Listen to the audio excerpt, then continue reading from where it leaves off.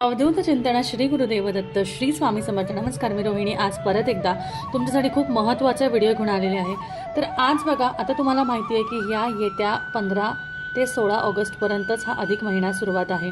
आपण बरेचसे व्रत, वैकल्य, पारायण ह्या महिन्यात करत आहोत. जावयाला वाण, आईची ओटी भरणे, अशा सगळ्याच गोष्टी आपण ह्या महिन्यात करत आहोत. सत्यनारायण करणं, बाकीच्या गोष्टी करणं, व्रत वैकल्य करणं, अनुष्ठान करणं, ह्या सगळ्याच गोष्टी आपण ह्या महिन्यात अगदी करायला हव्या. ज्यांनी कोणी अजूनही केलं नसेल, त्यांच्या हातात अजूनही 8-10 दिवस आहेत, ते आवर्जून हे करू शकता.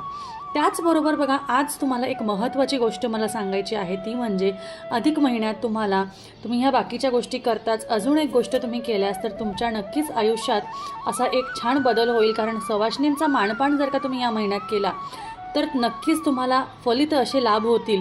आणि त्याचबरोबर भगवान विष्णू आणि माता लक्ष्मी तुमच्यावर प्रसन्न होईल. कारण ज्या घरात स्त्रियांचा मान सन्मान केला जातो, ज्या घरात त्यांना आवर्जून बोलवलं जातं, ज्या घरात त्यांना अन्नदान केलं जातं, ज्या घरात त्यांना मानसन्मान केलं जातं, अशा घरात स्त्रियांचा जिथे मानसन्मान होत असतो त्या घरात माता लक्ष्मी, माता अन्नपूर्णा आणि आपली कुलदेवी ही सदैव प्रसन्न असते. त्यामुळे आवर्जून अशा गोष्टी करत चला. तर मी तुम्हाला आज सांगणार आहे की नक्की अधिक महिन्यात तुम्हाला काय करायचं आहे.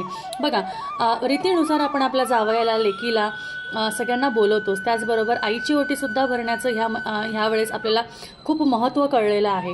पण त्याचबरोबर तुम्हाला हे माहिती आहे का की ह्या अधिक महिन्यात कुठल्याही प्रकारचं दान, त्यामध्ये अन्नदान असू दे, वस्त्रदान असू दे, दीपदान असू दे किंवा कोणत्याही प्रकारचं दान असलं, ते सुद्धा त्यामध्ये मोजलं जातं आणि त्यातसुद्धा तुम्हाला 10 पटीने फळ असे प्राप्त होतात. जर का तुम्हाला माता लक्ष्मीची कृपा तुमच्यावर करून घ्यायची असेल तर तुम्हाला अशा 5 स्त्रियांना तुमच्या नक्की घरी बोलवायचं आहे आणि त्यांचा मानसन्मान तुम्हाला करायचा आहे. याच्याने माता लक्ष्मी सदैव तुमच्या घरावर अखंड कृपा करेल आणि भगवान विष्णूसुद्धा प्रसन्न होतील.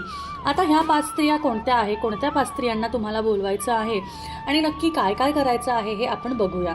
तर बघा, 5 स्त्रिया तुम्हाला अशा बोलवायच्या आहे ज्या सवाष्णी आहेत. फक्त सवाष्णी असेल तर तशा स्त्रिया बोलवा. कारण सवाष्णींचा मान ह्या महिन्यात खूप जास्ती आहे. त्याचबरोबर त्यातल्या त्या लेकरूवाळ्या असतील तर अजून अतिउत्तम. पण असा काहीही इथे भेदभाव नाही आहे की एखाद्याला लेकरूवाळी नसेल तर तिला नाही बोलवलं तरी चालेल. सवाष्णी स्त्री हिचा खूप मानसन्मान आहे. त्याचबरोबर जर तुमच्या घरात अचानक कोणी जरी अशी व्यक्ती जरी आली जी सवाष्ण नाही आहे, जी किंवा कोणत्याही अशा ह्याच्यात आहे, तर तरीसुद्धा तिला तुमच्या घरात घ्यायचं आहे, तिचासुद्धा तुम्हाला मानसन्मान करायचा आहे. असं अजिबात समोरच्या एखादी विधवा स्त्री असेल किंवा कोणाचा नवरा असेल, काही असेल, अशा स्त्रिया जरी असल्या त्या तुम्ही न बोलवता जरीही आल्या तरीसुद्धा बघा, त्यांना घ्या आणि त्यांचासुद्धा मानसन्मान करा. कारण स्त्री ही स्वतः देवी स्वरूप असते. त्यामुळे कुठलंही आपण म्हणतो ना की ती विधवा आहे, सवाष्णी आहे, हे ती स्वतः तिच्या अंगावर ओढून घेत नाही. हे स्वतः तिच्या प्रारब्धाने, तिच्या गोष्टीने त्या गोष्टी घडत असतात.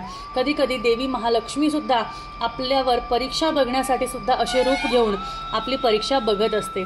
त्यामुळे असा कुठलाही भेदभाव करू नका. पण त्याचबरोबर या 5 स्त्रिया सवाष्णी तुम्हाला बोलवायच्या आहे आणि त्यामध्ये कोणीही एक अधिक आली तर चालेल, काही नाही. कारण अधिक महिन्यात असं म्हणतो आपण, अधिकस्य, त्यामुळे तेही तुम्हाला चालण्यासारखं आहे. बरं बघा, तर आता 5 स्त्रिया आपण ज्या बोलवणार आहोत त्यांना आपल्याला हळदी कुंकू लावून त्यांचा मानसन्मान करायचा आहे. त्यांना गोडधोड खायला द्यायचं आहे. गोडामध्ये तुम्हाला त्यांना खिरीचाच प्रसाद करायचा आहे. कारण ह्या महिन्यात विष्णू भगवानांची आपण सेवा करत आहोत आणि विष्णू भगवानांना आणि माता लक्ष्मीला खीर ही खूप अतिप्रिय आहे. त्यामुळे खिरीचाच प्रसाद आहे. त्यामध्ये तुम्हाला खीर म्हणजे शेवयाची खीर म्हणजे फक्त खव्याची खीर करा, तांदळाची खीर केली तरीही चालेल, काही हरकत नाही. तुमच्या इच्छेनुसार तुम्हाला जशी जमेल तशी तुम्ही खीर करू शकता. त्याचबरोबर बघा, तुम्हाला त्यांना एखादी भेटवस्तू द्यायची आहे. त्या भेटवस्तूमध्ये मी तुम्हाला मागच्या व्हिडिओमध्ये सांगितलं होतं की अधिक महिन्यात 5 स्त्रियांना बोलून तुम्हाला एक भेटवस्तू म्हणजे अधिक महिन्यात ज्या धातूला महत्त्व आहे त्या धातूची वस्तू त्यांना द्यायची आहे. म्हणजे तांब्याच्या धातूची वस्तू तुम्हाला त्यांना द्यायची आहे. तर तुम्ही दुकानात जाऊन, बाजारात जाऊन तांब्याचे दिवे आणून घ्या. तांब्याचे छोटे छोटे दिवे असतात, छोटे दिवे दिले तरीही चालेल बघा, तुम्हाला जास्ती खर्चिकही होणार नाही आणि दिल्याचं तुम्हाला दानपुण्यसुद्धा मिळेल. तर 5 तुम्हाला तांब्याचे दिवे आणायचे आहे. तुम्हाला बाकी कुठल्याही धातूचे दिवे आणायची गरज नाही, कारण अधिक महिन्यात तांब्याच्या धातूला अधिक जास्ती महत्त्व आहे. त्यामुळे तुम्हाला ते तांब्याच्या दिव्याचं त्यांना दान करायचं आहे.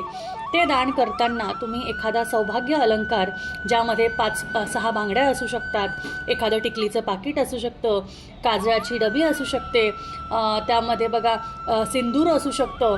अशा पद्धतीने तुम्हाला जो सौभाग्य अलंकार वाटत असेल तो सौभाग्य अलंकार तुम्हाला 5 ब्लाऊज पीस घेऊन त्या ब्लाऊज पीसवर हे सगळे सौभाग्य अलंकार ठेवायचे आहे आणि त्यावर तो दिवा ठेवून, तो दिवा तुम्हाला प्रज्वलित करायची गरज नाही. तो त्यांनी त्यांच्या घरी जाऊन प्रज्वलित केला तरीही चालेल, त्यांना प्रज्वलित न करून दिला तरीही चालेल. त्याचबरोबर बघा, हळदी कुंकूचा करंडासुद्धा तुम्ही देऊ शकता, चांदीची जोडवीसुद्धा तुम्ही देऊ शकता. बरेचसे जण 5 बायकांना बोलून चांदीची जोडवीसुद्धा देतात. ज्यांना जशी यथाशक्ती आहे तसं ते त्यांच्या ऐपतीप्रमाणे नक्कीच करू शकता. त्याबरोबर बघा, बरेचसे जण वेगळ्या वेगळ्या गोष्टी बघा, एखादे ज्यांना जमत असेल त्यांनी साडी चोळी जरी दिली तरीही चालेल. त्याचबरोबर खऱ्या नारळाने ओटी जरी भरली तर एक नारळ त्यामध्ये द्या, तेही चालेल. त्याबरोबर गजरा द्या. अशा पद्धतीने जेवढं तुम्ही त्या स्त्रीचं मानसन्मान कराल तुम्हाला तेवढेच पुण्य मिळेल. कारण स्त्री रूप हे शक्ती रूप आहे, हे लक्ष्मी रूप आहे, अन्नपूर्णा रूप आहे आणि दैवी शक्तीचं रूप आहे. त्यामुळे तुमच्या घरात जर का अशा स्त्रियांचं मानसन्मान, त्यांना त्यांची खऱ्या नारळाने ओटी भरली, साडी चोळी घातली तर नक्कीच तुम्हाला सुद्धा त्याचे भरपूर फायदे किंवा लाभ मिळणार आहे. कुठल्याही वर्षभरात तुम्ही ही गोष्ट करत असालच, पण अधिक महिन्यात ह्याचं केल्याने 10 पटीने पुण्य असं मिळतं.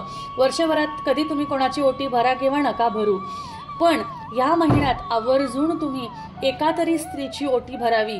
म्हणूनच आईची ओटी भरा, सासूची ओटी भरा असं सांगितलं जातं.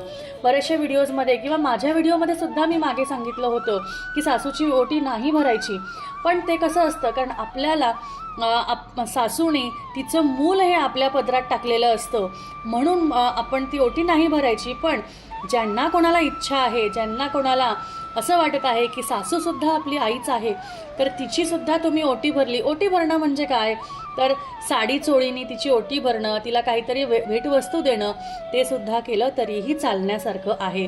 त्यामुळे अधिक महिन्यात स्त्रियांचं जेवढं जास्ती महत्त्व आहे, जसं आपल्या भगवान विष्णूंचं महत्त्व आहे तसंच माता लक्ष्मीचं सुद्धा महत्त्व आहे. आणि त्याचमुळे घरात 5 स्त्रियांना बोलून नक्कीच ह्या गोष्टी करा. तुम्हालाही त्याचे लाभ बघितल्याशिवाय तुम्ही राहणार नाही. कारण माता लक्ष्मीला आणि विष्णू भगवानांना जिथे अधिक दानधर्म केले जातात ते घर आवर्जून आवडतं. तर अशा रीतीने आजचा व्हिडिओ एवढाच. परत भेटूया. श्री स्वामी समर्थ.